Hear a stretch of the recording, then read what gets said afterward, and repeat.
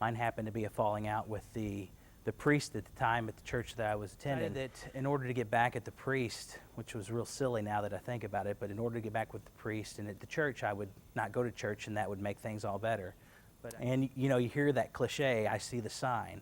Well, I literally did see a sign. It was a sign on the side of the road. It said Catholics Returning Home. And he said, hey, we've got a class, it's Catholics Returning Home. It's, you know, no strings attached. You can come once, you can come to them all.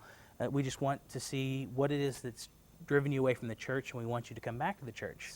And I went once, and to be around a group of people that you know that really truly cared about your faith, and then on top of the faith about the spirit and then the person, was overwhelming for me.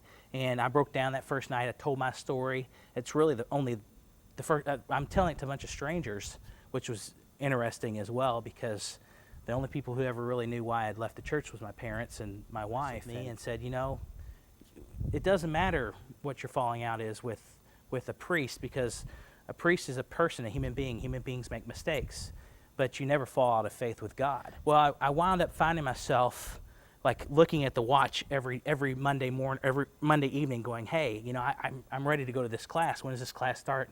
And I'd be out of town, so I'd have to rush back to get to the class, and I maybe a couple, but it really didn't matter, because you know, and what makes this program so interesting is that everyone has, whether you're went through, you're brand new, it's amazing, because every story is unique, a story to tell, and always realize God you for a specific reason. He doesn't make mistakes. He loves people to think, I was gone out of the church for years, and it's like that comfortable blanket baby. That blanket or toy that you hug onto all the time and gets put away, or you find you're going through your stuff in the attic and it's still like it's always been there. And that's the way I've always felt about my faith, that even though I was gone, it never was really gone. It was just kind of locked away in a little treasure chest, and I found it.